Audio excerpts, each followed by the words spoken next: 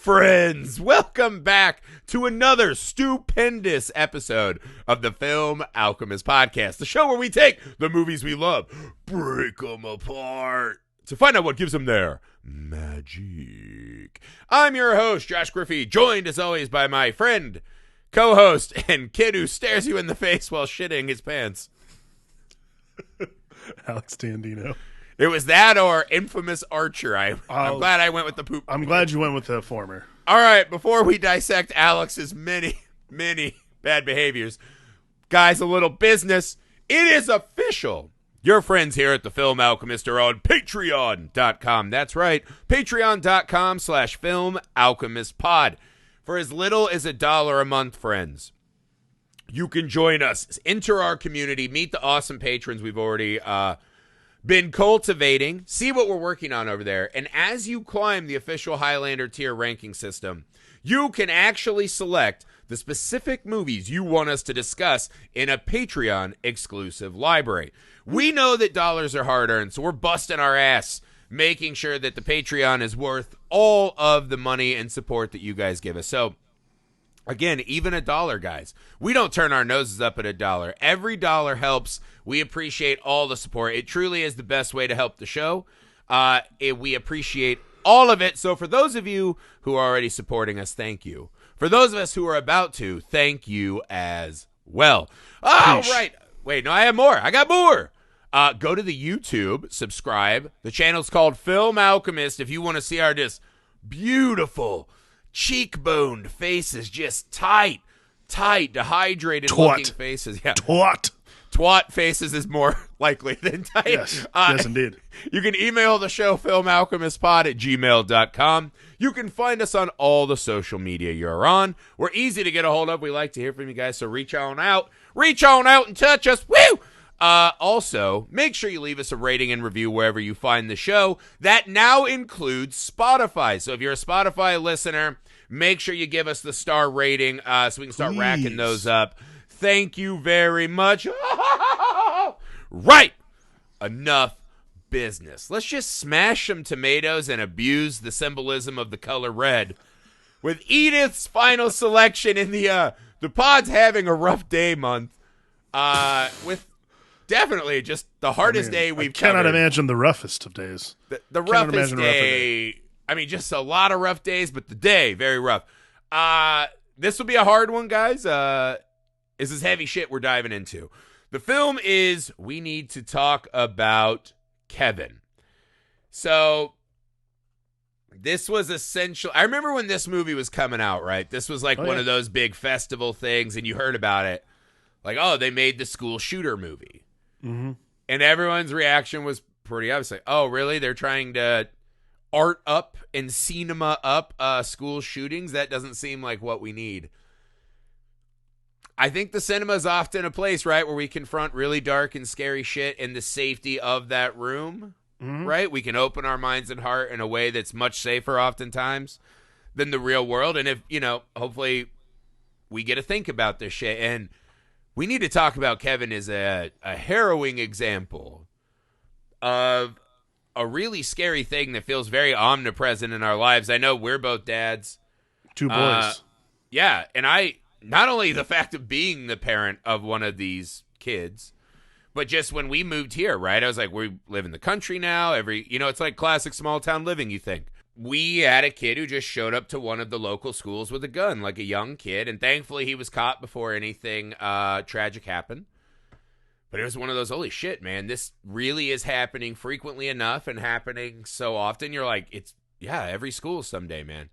And it's intense. And, again, I'm a little older than you, but I was definitely one of the kids of Columbine. In that when that happened, every parent of kids my age, right, they went through all your shit to see if you had the certain CDs, if you were playing Doom. I remember that. It's so funny now looking back at how little they seem to affect us, which is sad, but how massive an event in history that was in my personal timeline. In this movie, we examine that through the lens of this woman and her struggle with her own autonomy and who is she and how much does she need to give to this son. It's actually just a stunning performance by Tilda Swinton. Really just a wonderful cast all around and this really dark movie. Alex, opening thoughts on We Need to Talk About Kevin. Yeah, I mean, I vividly remember the day Columbine happened. Like, it was a very intense day because we got out of. I remember coming home from school early. For one, they let us out of school early. Well, it was probably the first like big adult news story that got into my mind as a kid. Yeah, I mean, like for us growing up, Columbine and 9/11 are the two most like earth-shattering things that happened in our young lives to like really inform who we are as adults, really. Like Columbine took a lot of our innocence as kids, like, oh wow, school is like super unsafe actually when you think about it. And then, I think all of us collectively felt something very uncomfortable on 9/11, but Columbine is always something that's omnipresent, just like something that's stuck in my head. So coming to this movie, they've like, from my understanding, and they always have like, History Channel and all those channels do like their own version of like, school shooter movies and shit. The only other movie of this ilk that comes to mind, like when I remember watching it, was Gus Van Sant's Elephant. Elephant is another art house movie that he made. Like, this was post Good Will Hunting, obviously. But he had like a lot of traction to make this really, really, really weird version of, the Columbine movie. We Need to Talk About Kevin is not so much focused on, and this is the thing that makes it interesting, is it's so much less focused on the actual goings on of Kevin himself and much more about what we're doing. Like, it is about the parenting of a kid who, by absolutely no stretch of the imagination, sort of resents his mother on a regular basis. It's that's a real Christian way to put it. I mean, and I gotta tell you, like, this is always a thing. And I mean, like, we're recording this. Today's Tuesday. My kid was up at midnight last night and did not go to bed till 5 a.m. So like all day long, like watching this movie, because I've watched it in two parts. Actually, I watched it twice, but I watched it today and I was like, is my kid Kevin? Is he fucking with me? And I have definitely said Kevin under my breath a couple times today. It's like, oh, Kevin. Like, right. Watching my kids be little dicks, little dicks or whatever. But then the other thing about that, and I think this is the thing that is always, because that's like, that's you and I trying to blow off the steam of like, well, that's an intense movie. But the other thing about this, and the part that's not so easily blown off, and the thing that makes the movie unique, is that, is it us? Like, that is always my like kind of like really unique thing about this movie. This is a place I need to stop, and we need to start right here. I think if this movie has a black eye, as it were. Yeah. I don't know if I appreciate the seeming consistent decision the movie makes to, in some way, shape, or form, blame Tilda Swinton for this. I'm not going to say that she should have been on eBay, like, immediately buying the set of 9 fucking ritual knives that Gregory Peck had in The Omen. But pretty fucking close. I mean, a kid that's that hateful, that young, like, the movie's kind of this weird journey of, they never show Kevin as essentially a human being that is relatable in any way, shape, or form. Zero. As a baby, as a like 8-year-old, whatever that range is, he's always this non-child darkness, right? Yeah. And that I get, right? Like, if he's just born as a psychopath or whatever the terminology is, right? Fine.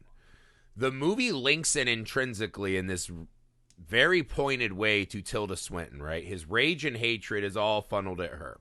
Mm-hmm. To the point that the fact that she's even the one who has to remain to carry the burden of this seems like another fuck you from Kevin, right? I feel like the movie a lot of times is playing in this rough area, right? Because, I mean, I can't imagine what Amy went through carrying a kid, your wife too.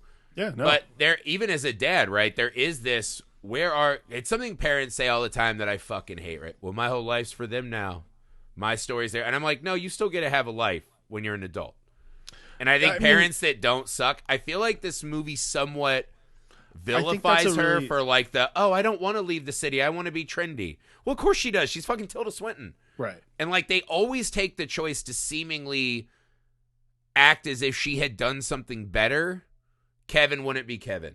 I think I always just because there are parents who do that, and like I always think that's sort of a misnomer, and it's one of those things that, look, speaking as a parent who puts my kid first, and that's the difference. Like you say, like, you know, it's not about, oh, like my kid's my whole life. It's that you put your kid first. Like you put your child first before like you going out, but like you still need your mental health and so on. Like if there's anything that the last 2 years have taught us, it's that while your child is the most important, most valuable thing in your life, perhaps, if that's how you feel, I'm not going to, I'm not going to virtue signal anyone else. Like my kid's the most important thing we've done.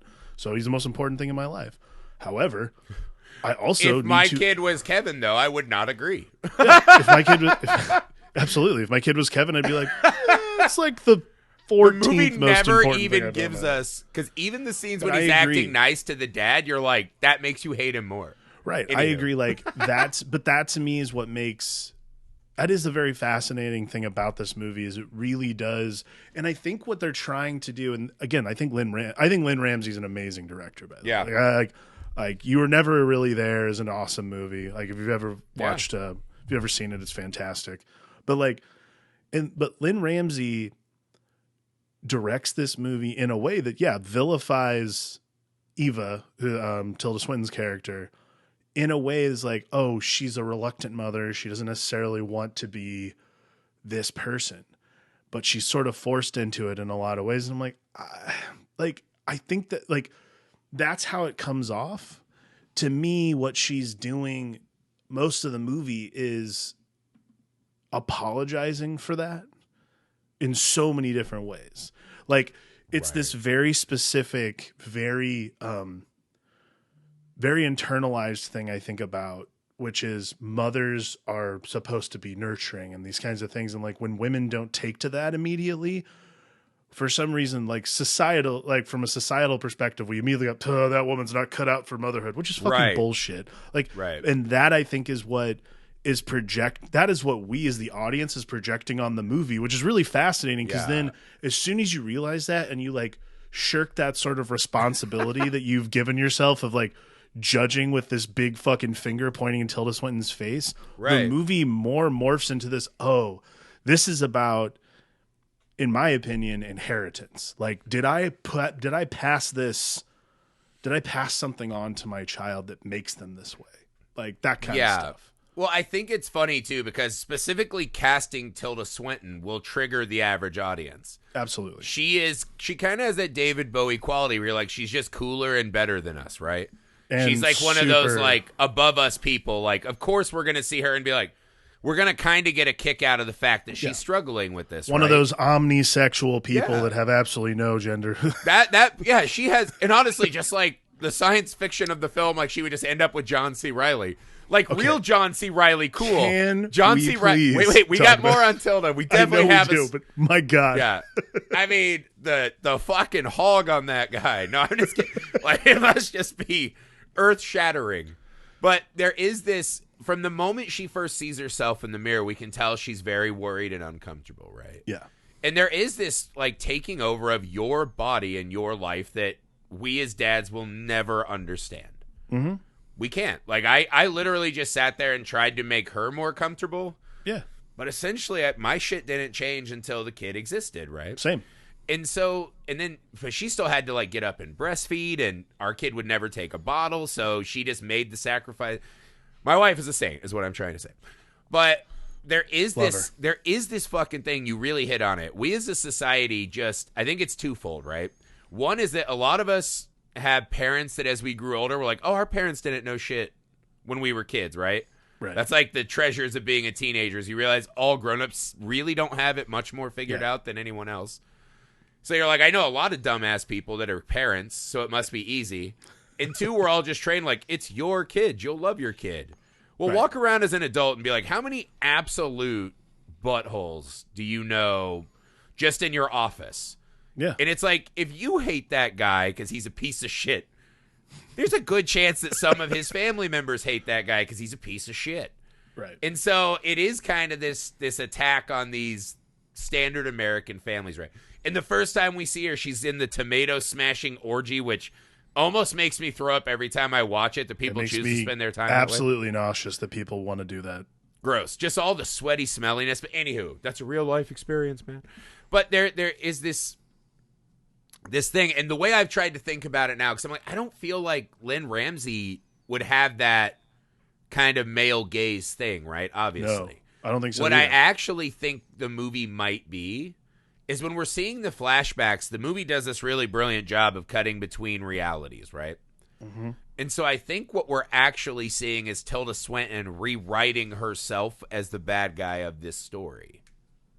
Right? Oh, so I totally. I think a lot of it comes more from that. The first time I watched it, I was just like, this is really unfair to moms.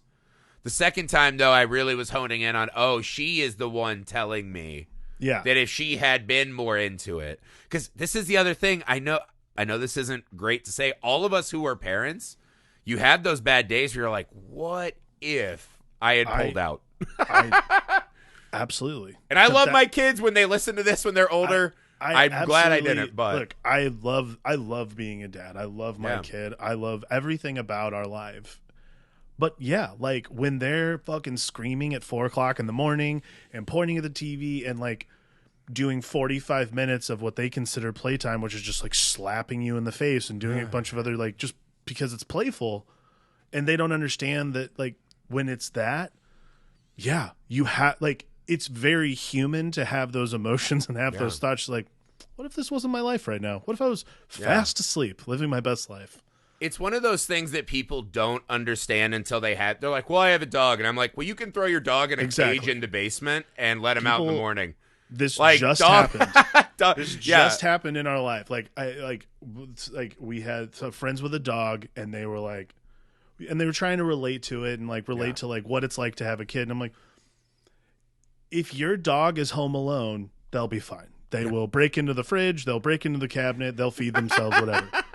My 2-year-old will die if we leave him home alone. Let's say the cops were to come into your house and see your dog drinking out of a toilet versus my child. Very different response altogether. Yeah. Stop saying that you're a parent because you have a pet. You're not. You're a pet owner, and that's great, too. I'm also a pet owner. Dogs but the responsibilities creatures. Of being in charge, and this movie really hammers the scariest part of it. Not only keeping your kid alive and safe in your home, but also when they go out into the world. But then the really hard thing that we all struggle with is our kid going to grow up to be a fucking sack of shit? And did I teach them that? Yeah. Or is that something that's just innately in this movie?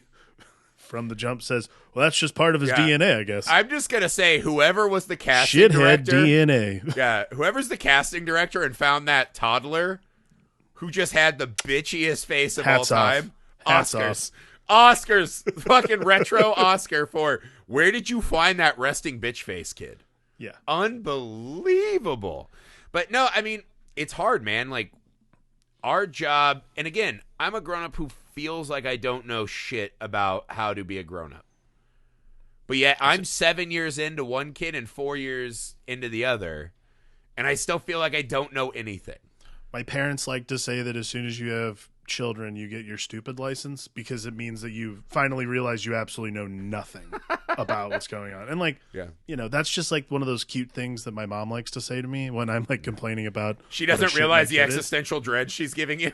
Right. But in regards to like this movie, it is this, there's nothing knowable about having a kid.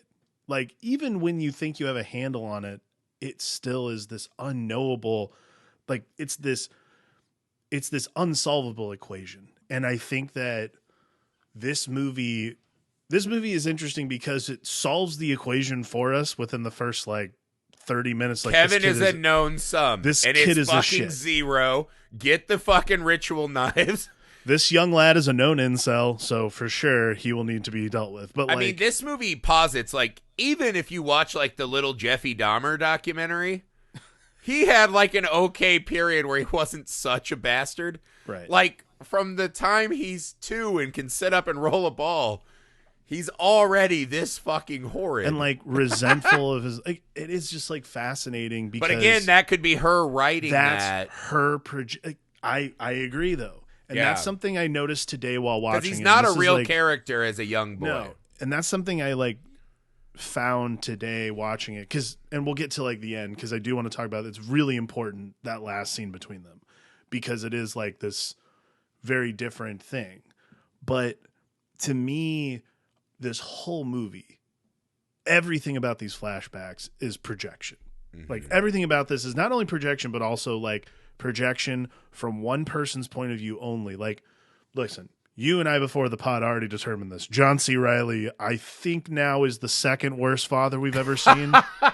I mean, he's up there with Richard the guy Armitage from in The Lodge. Is number one for sure. Fucking inventor douche from Gremlins. Yeah. 2 just bad, but at least that guy's probably fun to play cards with. Right. No, like Richard Armitage in The Lodge is by far number one, the worst father ever. You seem maladjusted and constantly scowling. Let's give you lethal hobbies. Right? Like he's bad. But he's bad, and she's projecting though the entire movie his aloofness about what the son is becoming, and like that is so subjective. Like maybe he's just, it might not. I thought about that today. So like, there's no way a guy is this shitty about it. And the fact that she stays with him if he's that stupid, it's insane. Right. But here's the scene, right? So she's like, I yearn to travel and I can't go to fucking Tomato Stretch Fest 2022, whatever. Tomato like, Stretch Fest. Yeah.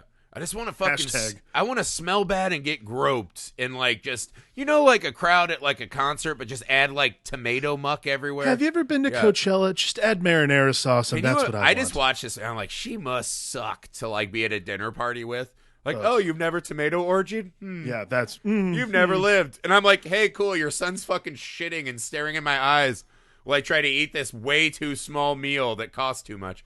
Anywho, so she does up her room, right? She fucking glues all this stupid shit to the wall. Maps of like, one of the maps is just of Michigan. And so I was like, ooh, very exotic locale. Michigan. What is this ancient land? Michigan. Come to fascinating Detroit. The only thing fatter than the people are the tomatoes in Michigan, right? Enjoy Detroit. Detroit. Bring a hoodie. It's very cold. Lansing. Yeah, it's so... But anyway, that's her, like, escape, right? And she's like, everyone needs a space. Fine, okay. And she says, I'll help you make your room special, right? We're to believe that in the course of a phone call, a business phone call, this kid gets a Super Soaker, many various palettes of colored paint, right? And begins to then spray the room willfully. And when she comes in, he has this absolute look of disdain for her. Yeah. Right? Like, disdain. Hates this fucking woman. And John C. Reilly, he's very fucking sorry. He said he was just trying to make the room special. And you're like, serial killer. But then you're like, okay, this is her rewrite. And I'm like, am I to believe this kid is such a sinister little bitch that he really went that far and had the backup excuse? I think that's one of those scenes where she rewrites it as this personal attack. Absolutely. Well, absolutely. Like, it's hard, though, because we never see a scene with Kevin, for the most part, that isn't him being this two-dimensional force of evil. So it's hard to try to pull back from that a little, right? It is. And I think it's one of the issues with what I was feeling, right? Like, even when she fucking breaks his arm, right? He just shits right in her face. Right. She changes his diaper, and he's like 4 feet tall. Yeah. He shits again, and then she fucking throws him across the room and breaks his fucking arm. And this part's really weird, okay? So if what we're talking about is possibly true, right? That she's kind of rewriting him and her as the villains. The dad is an extra aloof idiot, whatever. Why does Kevin not rat her out, right? Because obviously we watched the movie, we're like, oh, he's a nefarious super genius. He is, got leverage on her now. Right. He could call CPS. Does he just... I mean, that's all I thought is just, it's leverage. Like, to me, that is the... But if she's rewriting these things to be worse, and we're possibly assuming Kevin was a quasi-normal kid, does that change scenes like that in your mind? No, because... And I'll tell you why. Because the scene before... Because they have a... this is, like, before the flashback happens, there's a close-up on him rubbing the scar on his arm from where the doctor reset the bone. And she's like, remember how you got that? And he's like, yeah, it's the only time you've ever been really honest with me. And, like, to me, that's what makes that scene actually real. Everything about the context of that moment and the aftermath are all real and really played out. Now, I'm sure there is that dramatic effect of someone remembering. Like, you know, you always remember something far more dramatic than it really was. But, like, you know, how many times have we had those conversations? Even on the Discord, people remember things we've said. And I'm like, I don't remember any of that. But, you know, it's one of those things where there might be that, but I think that actually, instead of it being just, you know, leverage, maybe it is just Ava's guilt. Yeah. Really, like, seeping through the memory itself and just saying, like, I felt so guilty for doing this to my kid. Because, like, you know, parents are... I'm not saying like, you know, sometimes you break your kid's arm. What are you going to do? But this goes back to, like, you know, The Shining's a great example. We talked about that's a great scene at the bar where he describes, like, a little bit of pressure in the wrong direction. And, you know, the kid's arm pops out of its socket and so on and so forth. So, like, that to me is guilt dictating the logic of the scene, when in reality, while he could hold it over her, because he doesn't tell John C. Reilly at all what really happened. Well, he could hold it over her. There is this thing, and, like, I don't know if you felt this, and probably not, because quite frankly, it makes no sense given the context of the movie. But, like, I really am trying, like, because to me, there's just so much logic in the movie that's just out the window. So for me, all the scenes in these flashbacks, I've had to assign this thing as, like, okay, but at the end of the day, he's still a child who needs something. He needs help. Like, he still needs food. He still needs being provided for, like, these kinds of things. The fucking food thing. All right. No, I agree. The problem is we never see him as a kid, right? One of the things that kept striking me, I mean, obvious, we'll get to Eva's, like, modern reality, right? Which is just about as brutal a tale as we've suffered on this podcast, right? There is this constant fucking question in the film, right? I know this is a sensitive subject to some. I'm not weighing in one way or another. Does this not seem like a schmashmortion potential, right? Like, she's really hating being pregnant and feeling there's that horrifying scene where she's in Lamaze class. All the other moms are just strutting it, and she's kind of covering up. Yeah, she's kind of covering up, and they're just like, stop resisting, Eva. And that horrifying, like, face-twisting birth scene, right? She clearly was not comfortable in this scenario. She seems like the kind of character that would believe in a woman's right to choose, right? It seemed to me like she would have at least played that out in her mind, right? Her husband's a sack of shit. Why not leave him? Why do these two rich people not hire a fucking nanny, right? Rich people do shit like that. At one point, when they're teenagers, we see Tilda Swinton's fucking face on a giant book poster in a bookstore. They must have a fair amount of money that with house which she could get says help. They have a fair amount of money. Yeah. They could have help. The job she has in that office when they're like, doesn't Kevin go to this high school? This is seemingly a couple that could afford help. Or, so hey, something's really broken with this kid. We need help. Okay, so then in line with our theory about how these flashbacks are projections. And why does she not make that choice, right? That's what they really are. Yeah. To me, actually what that is another form of resentment against John C. Reilly's character, where it's like, because he's constantly swooping in, essentially. Like, he's constantly doing that, like, and I don't know if, like, this is why I feel like the John C. Reilly character is such a strange, like, amalgam of nothing. Like, there's no way someone is that dumb. I mean, granted, there are dumb people in this world, but, like, I was like, maybe. Do you see how they didn't know how to hold N64 controllers right?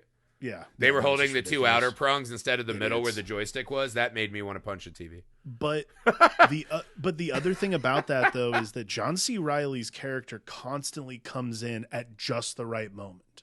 Like Yeah. at just the right moment, he shows up to diffuse or to like take care of a situation that he deems like, she just doesn't know what's going on. Like when she's, because like I look, hey, we're all very honest people here. I absolutely have spoken to my kid this way, where when she's like trying to get him to roll the ball and she's like, I used to have a great life and now it's fucked. Like that kind of shit. Every parent has done that. 1,000%. I don't care who you are. 1,000%. I'm with you. It is what it is. You have that moment. But then I used to be at this around. festival where sometimes I smashed the tomato, sometimes I was the tomato. Now, granted, you get me? her life was insane, and to be honest with you, I'm glad she doesn't go there anymore. But like John C. Reilly is just magically standing there going, how dare you say these things to our son? I'm like, fuck you, dude. I know you've done the exact same shit. We've all screamed and yelled at an inconsolable baby. No one wants to admit it, but you just hit your fucking breaking point. And everybody does. I've literally just screamed like just that, what do they call it in fucking Dead Poets? The barbaric yelp. I have just barbaric praying that gods hear kid. me. Screaming, crying, like, yeah, it's tough, man. But this is so...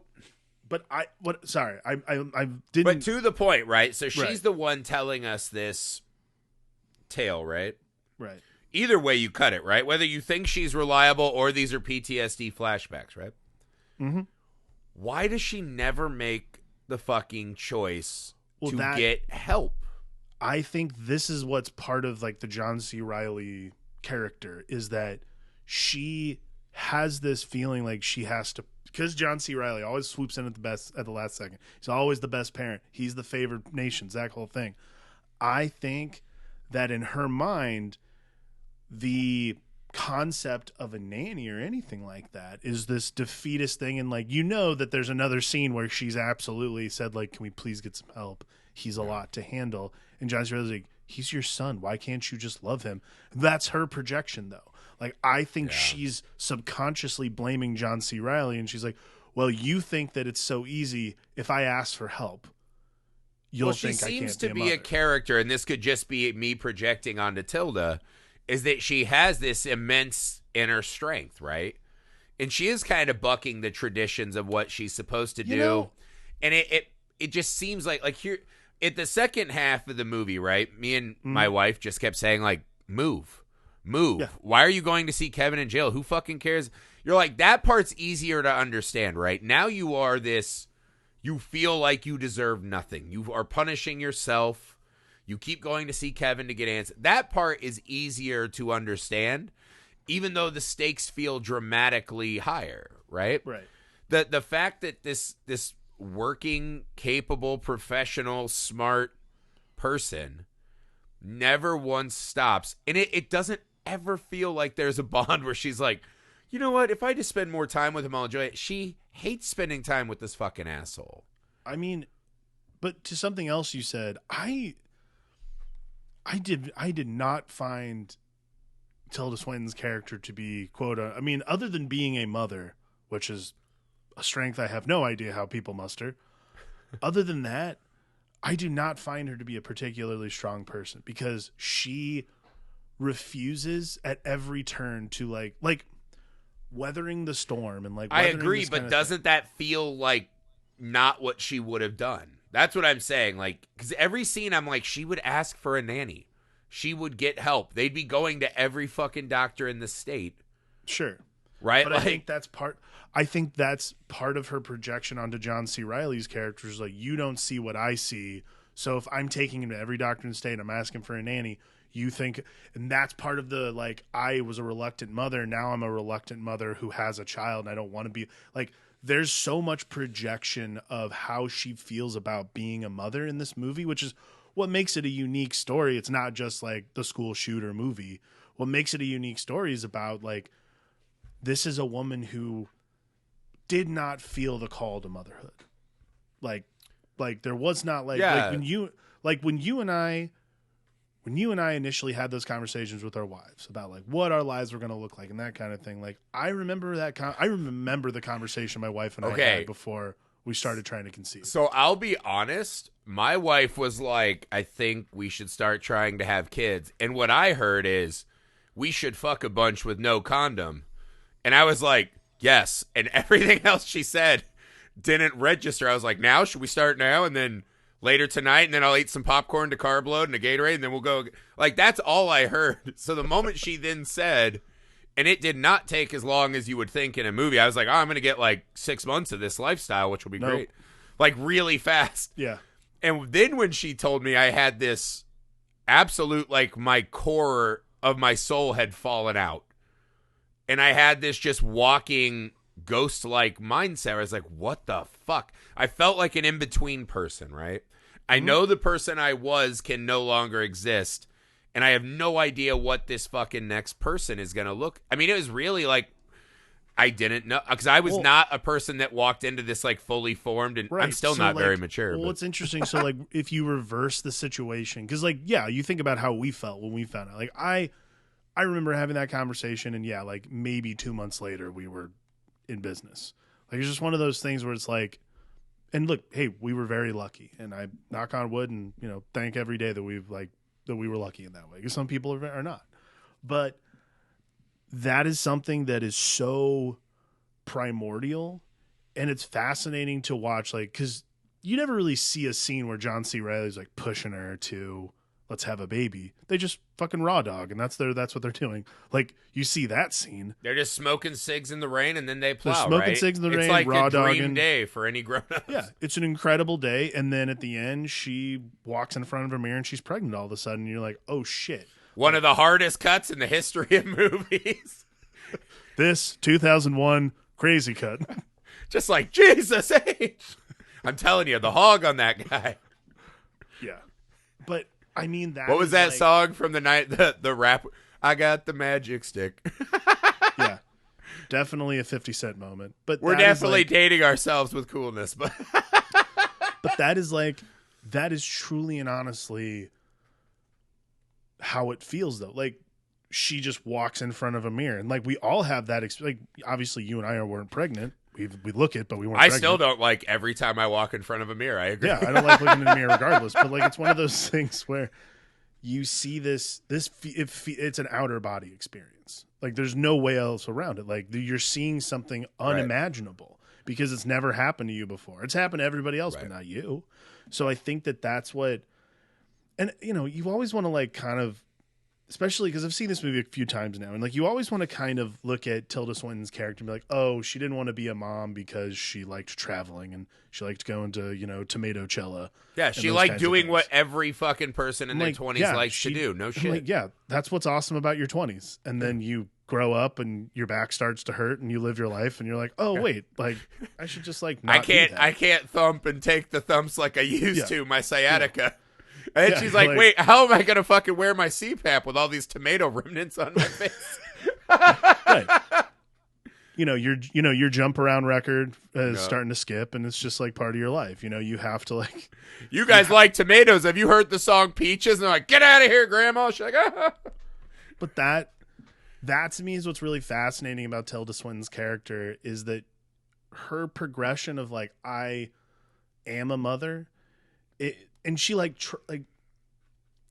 I feel like it takes almost the entire movie to see her actually like trying, because by the time we're at Ezra Miller as the son, there's like really specific scenes. But the one scene that I was like, this is like her attempt at parenting, and he like fully calls her on her shit, was they went out together, like they go play mini golf and they go to dinner, but like. They go to mini golf and she like gives this horrible speech about how fat people are always eating. She's like, make no mistake, they're fat. That's all their problem. I'm like, oh, look, a scientist in our midst, huh? Yeah, I was like, shit. Oh, old PhD over here, huh? So perfect bone structure over here throwing haymakers. But it's that. But even that, does Tilda Swinton look like a lady who mini golfs? No. This movie is not at all. I never can connect with that. It's such projection. The most unreliable narration ever. I can tell you right now, like, there's no way they win. First off, like, there's no way they went ahead and mini golf. You know what they did do though that made it seem real is they did that rich like C word thing where they I almost said it. Where they just fucking drop their clubs and balls on the last hole, and they're like, "Fuck it, we're out. Some poor will pick this up for us." But I always think, because I've always questioned the realism of this scene, is because when she comes downstairs to take him to lunch or to take him to dinner, he's eating this like massive turkey leg. Like a Disney turkey leg. Disney turkey leg. And I'm like, there's no way that's just laying around in the house. These are not the turkey leg people. John C. Reilly looks exactly like the guy who walks around in boxers and no shirt, crushing giant legs of meat. I'll say this. Actually, John C. Reilly in this movie seems like the kind of guy who'd walk around with no shirt and undies, crushing like a KFC box. Like a KFC, sure. like a KFC bucket. That's a different genre of the exact same story. But what I'm saying is, this is what I'm saying though, is like, to me, that is her imagination, like recreating this moment of like, oh, he just had like this giant flagon of meat that he was just gnawing at. And you're like, okay, did he actually, or was it just like leftovers? Like no one has a leftover turkey leg in their. I'm sorry. That's the line in the sand. Oh, I thought that was so real. I do that shit all the time, dude. No, to me, it was like, it was too comical. And it was just like, no way. Not a chance. Like, when we go to the stores, I'll get like 4 or 5 rotisserie chickens just so I can eat only drumsticks. That's why Amy goes and does the groceries, but yeah, obviously. I would do that, no problem. I'll have 5 rotisserie chickens, please. I better get my cardio in today. Yeah, that's me. That's how I live my life. Whatever, I'm a girl. But this, okay, I think that's a weird line in the sand for the reality. Well, no, it's the just, chicken it's leg. so. It's but this so movie comical. has a lot of weird comical. food shit, right? Like the way he eats jelly only sandwich and lets it ooze everywhere. I am genetically predisposed to hate him. And there's this weird thing with him constantly crushing cereals. Yeah. Right? The way he eats the fucking eyeball food, whatever the fuck that was. I don't know what that is. When his sister just lost an eye to Drano or whatever, right? There's like a lot of those. There's a lot of weird food trauma stuff in this anyways. Right? I don't know. Kevin's a carnivore devouring our souls, whatever the fuck that may be. But it's just something she hated about him. So it comes through in the stories, right? But I think things like that, right? Those really close-ups of him crushing cereal and stuff like that, mixed with this constant use of the color red to bind us to traumas, past and present. I think it does this really good job of, it feels ultra realistic. Yeah. Even though I feel like we have a really unreliable narrator. I mean, in the current stage, right? Eva is horribly self-medicating. Yeah. Herself, it's like right? Wine, pills, and eggs. Yeah. This is one of the things in the future, right? Where it's just, you just want her to walk away from it all. She won't, right? Like, she just keeps cleaning her house when they paint it. She just eats the eggs with the shells in it that the lady broke. Yeah. And it's hard because you're screaming at the screen. You're like, she's not the fucking murderer. Right. But society said she was, and now we're watching her tell us again how it is her fault. She is this fucking walking grief. And we don't think about it like this. She is a victim as well, but no one wants to let her be a victim. No, because if you let her be a victim, like the one really unsettling, like the unsettling one is like the kid who... Oh, the wheelchair kid, yeah. The wheelchair kid. And he's like... He's kind to her. He's fine. Like, he's the only one who's kind to her. And that, like, Dude, to me is like... She smiles when she gets the words, worst job. And this fucking Karen just punches her in the nose. Someone's having a good day. Yeah. You whore. I was like, what the fuck? Well, this is something Lynn Ramsey does in this movie that fucking just like floors me every time.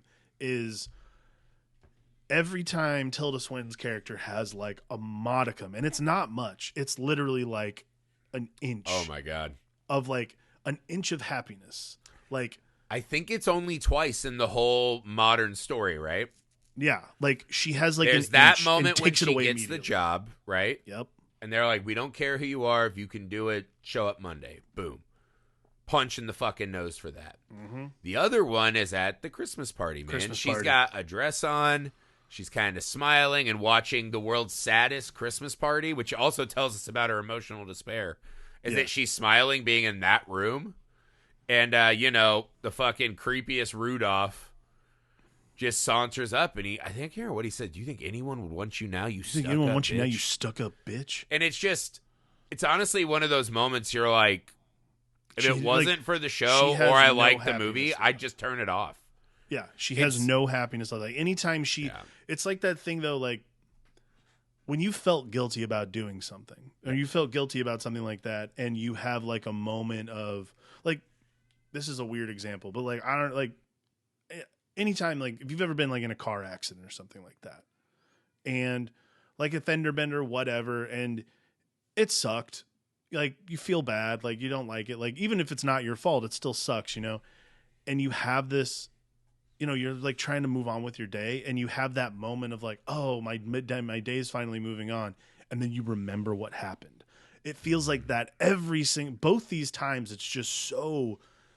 Even like the times it doesn't, like when she's at the supermarket and she opens up the eggs and all of them are broken, and she's like, "I'll take them. I don't give a shit." Like. She's cut to her like, pulling shells out of pulling shells and lining them up the way Kevin lines up his fucking fingernails was just disgusting. Also, I was like, what amazing teeth he must have. Those are finely clipped clippings. Yes. Those are not raggedy ass clippings. I almost wanted to test one on myself, but I'm like, that would probably hurt. But anywho. It's a really fine line, but like the entire thing is so she just literally lives within misery. But that's what I mean. She's just and the whole movie you're just like, fucking move away. And then it starts to dawn on you when she finds out she's pregnant a second time, right? There's this kind of ghost of omission of where's that second kid and where's John C. Reilly? So now we're building this even more tragic thing. Right.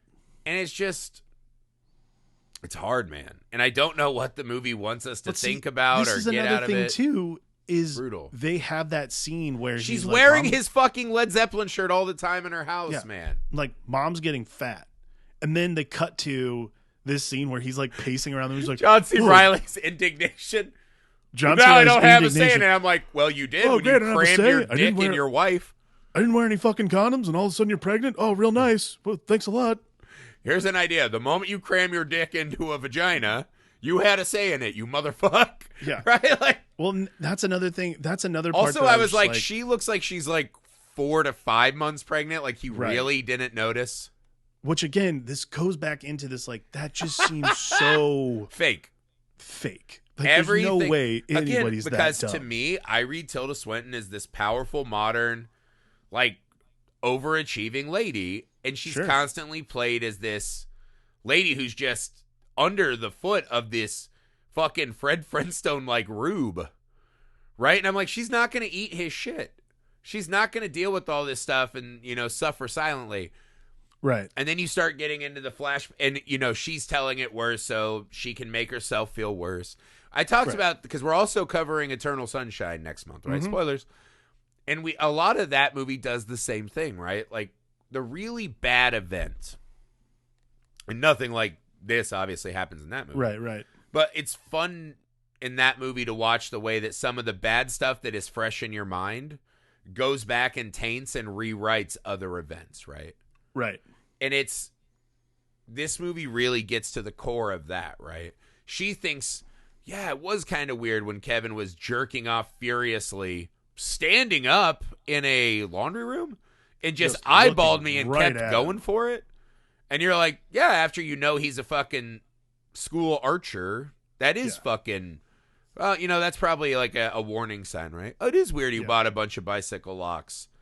But I think it's just one of those things. None of us could fathom our kid.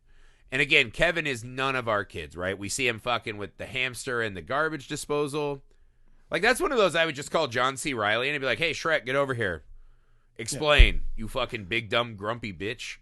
You're out there fucking playing tetherball like you're Napoleon Dynamite with little Jeffy Dahmer. Explain right now, you fucking asshole. And then he definitely, you know, puts the Drano where his sister can get it. Explain. Yeah. And so it never feels right. You know what I mean? It's just hard, man. It's a movie you desperately want to hug and protect this lady from these traumas you know are still yet to come. As hard as it is to watch her suffer now, we know that by the end of the movie, we're going to watch. It's a really fun game because we already know exactly what is behind that curtain by the time we get there. We know what he's going to do at that school before they kind of show a version of it. Right. And I think that impending, it's like the fucking Poe story, right? The pit and the pendulum, man. Just watching it get closer and closer is horrifying, man. My wife honestly hated watching this. She didn't want to watch it. She's like, it's too scary. I mean, it's just so filled with malice. And I think that's the problem is like, because, she does what any mother does when you hear like, oh my God, something's going on at the school my kid goes to, and like to the fucking school. Rushes to the fucking scene of the crime, and she sees him walk out. Now here's my question, because I love that fucking scene. Mm-hmm. Does she know when she's in the car? Does she fucking know? Absolutely, she knows. Because they play it right. There's a close up of the bike lock. Oh fuck. I think when she's on her way and she's stuck at that elevator, I think she knew already. Kevin did something. She knows. I think she knows when the bike locks are bought.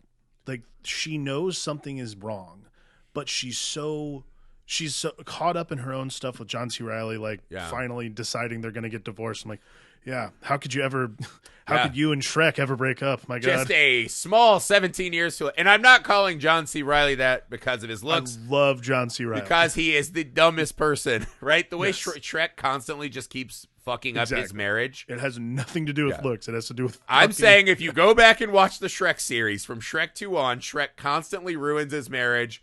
He eventually gets kids and he's sad with it, so he wishes them away. Shrek's a bad life partner and a bad dad. Is he magical and funny? Yes. Does he seem like a good time to go on like a little fantasy adventure with? Yes. Should you build a life with Shrek? No. Leave his ass in that swamp, Tilda. That's all I'm saying. It is not a physical thing. I just realized that's how someone's going to take it. Yes, please. No, not a physical thing at all. But it is. I realize some people probably don't have kids and watch the same movies over and over and over again. So that's that's my analogies now. Anywho. But it's a really, she knows the minute she sees it, like, that is probably not great. But she's already in this situation where she's going to for sure get divorced. And her daughter is in a situation where her daughter's already fucked up. Like, she's seen what this kid is capable of at this point. So why would she not?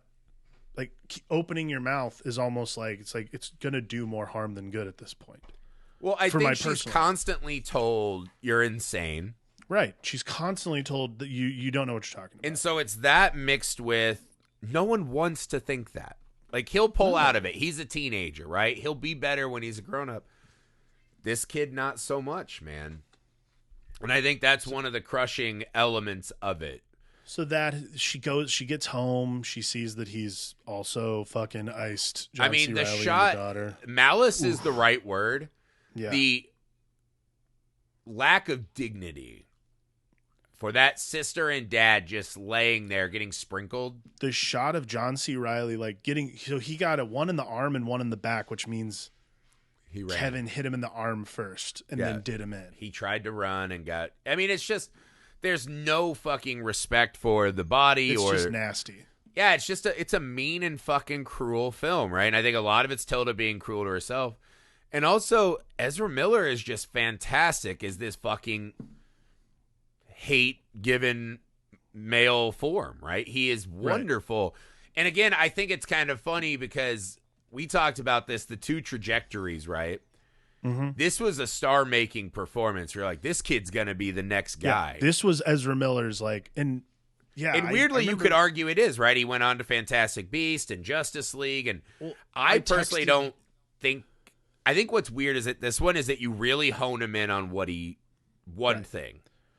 And his acting tennis, right, as Ralph Fiennes said in the Harry Potter reunion, his acting tennis with Tilda Swinton is wonderful. Oh, no, it's great. And now that you've seen his later work, you're like, is Tilda Swinton that good? She just fucking carried his ass up the mountain? Well, and it's interesting because the more I thought about it, I really like, because it's fascinating to me, because this is of the era, like this movie came out in 2011. So Ezra Miller and... Paul Dano and a lot of these actors who were coming up as younger people in these movies who are starting to just like hone these really specific adult acting skills, like really intense brooding. Like, it's interesting to see, because I texted you this. I'm like, I wonder how, like, because now Ezra Miller, not only is he, his personal life aside, again, I don't know enough about Ezra Miller, but I understand he's not a great guy. Personal life aside, though, his trajectory has been super high profile since this movie. Like, this was the breakout. Yeah. And then he did Perks of Being a Wallflower. And from there, he literally did, like, he did Stanford Prison Experiment, which was another, like, not popular indie, but it did well enough. Had a lot of, like, Michael Angarano and a lot of famous young actors in it. And then almost immediately he jumped to Batman versus Superman. He's just and then too Suicide hot. Squad. That's the difference. So he's too hot. I think he went too hard to, like, he's too beautiful. He is. I mean, his cheekbones are just, he is. It's incredible. I could not dream of the amount of chub I would have to lose to have fucking cheekbones that protrude. He said, but he's just this beautiful little guy, right? And that makes the performance even more dreadful. But I think that's why he got tracked for the, like, oh, this kid's on his way. I get it. Like, that makes sense. But it's interesting you say that, though, because when we get to the final, his charming, funny guy shtick that he does now does not work for me at all. Let me put it that way. It's not great. Really good at this movie. But what's interesting is, he is this, like, beautifully manicured facial god.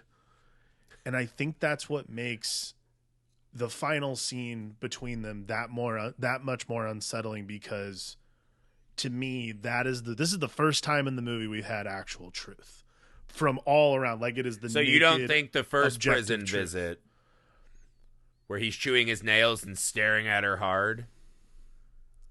I don't think it's, because neither of them talk, right? That's a strange choice in that moment. I mean, and also so much of that is shot in close up. Like, you don't really see what he really looks like. But this is like 2 years. There's a 2-year anniversary of the massacre. I mean, it feels like we've watched Tilda Swinton have like 15 years of misery in that condensed.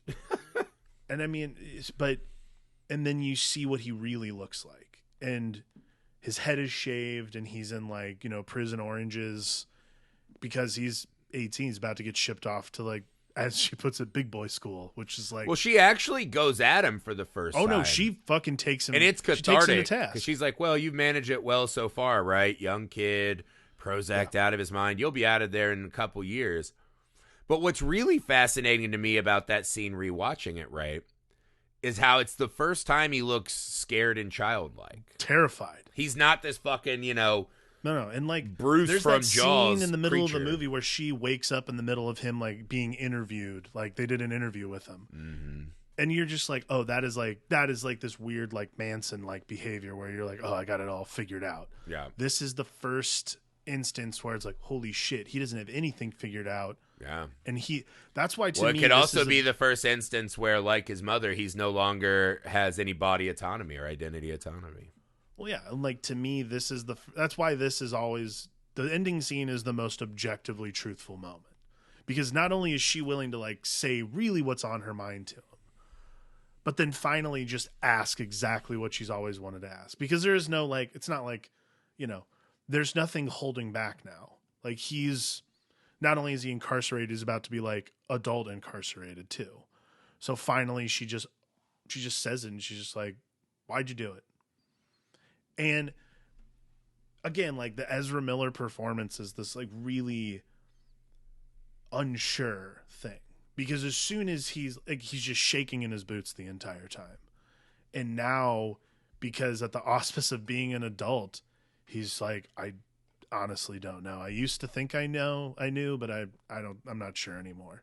And that is like, that I think is like, as a parent, you watch that and it's this soul crushing thing of like, wow, you took life in your hands. Mm-hmm.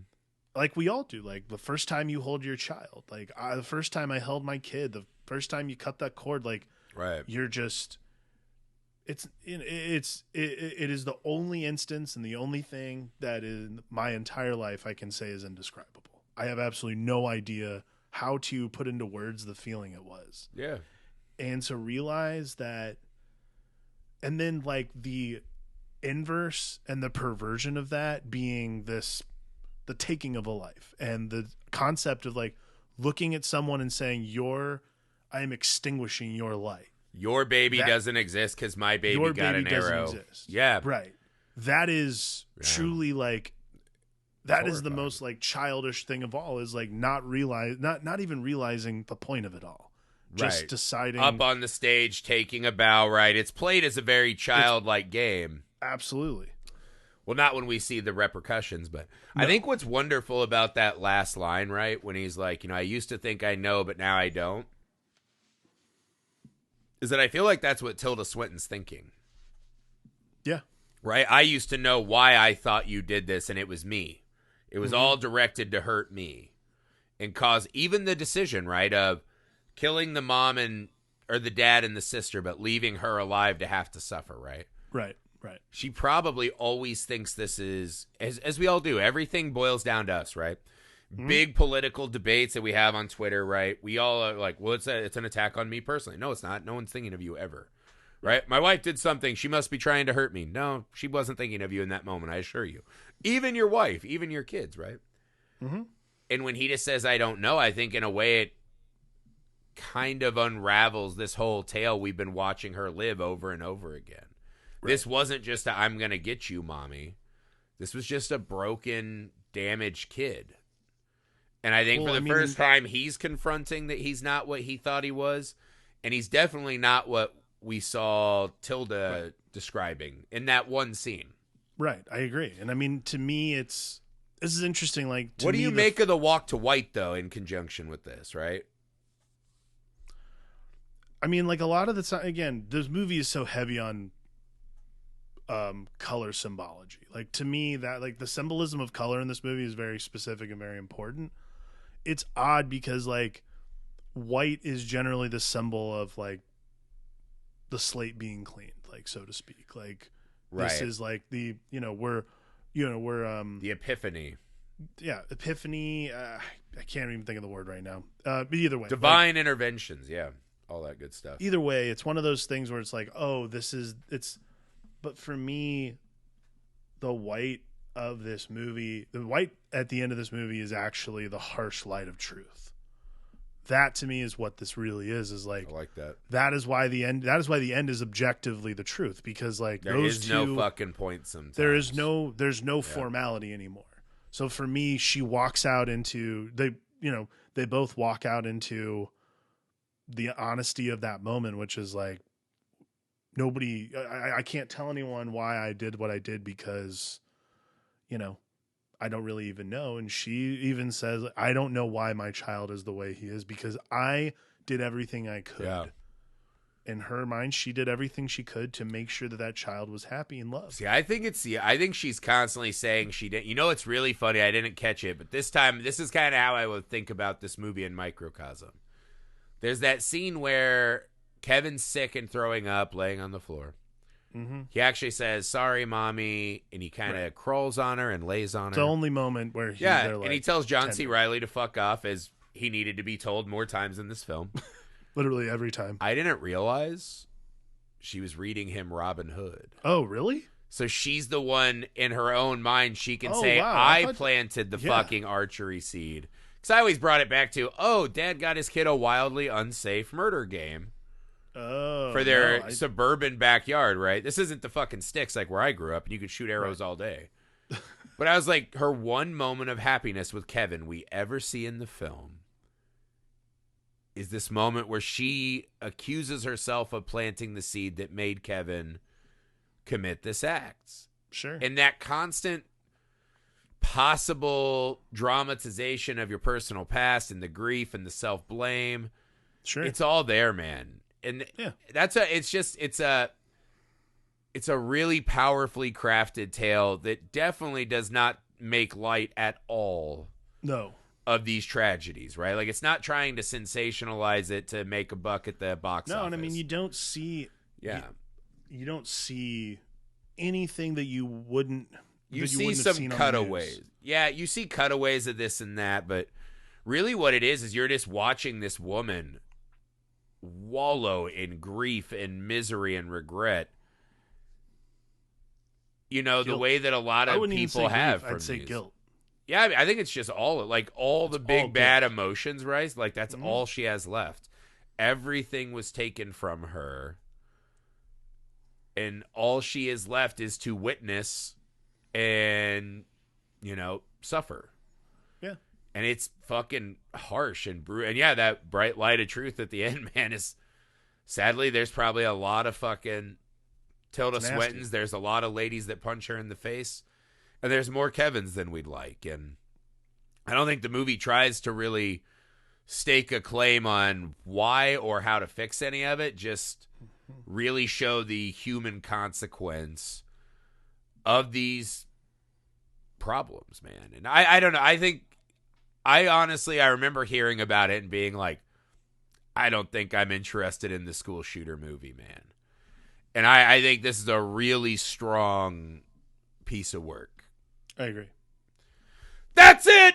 Thank God we don't have to talk about Kevin anymore. The pod's not having a bad day anymore. It's over. Yeah. I mean, a wonderful film, but a fucking bad day. But yeah, that's it, guys. Thank you to patron Edith for this wonderful month. What a great way to start the new year. Hopefully the biggest and best year of the Film Alchemist yet. So, guys, if you want to be a part of this and help us out, go join our Patreon. Again, that's patreon.com/filmalchemistpod.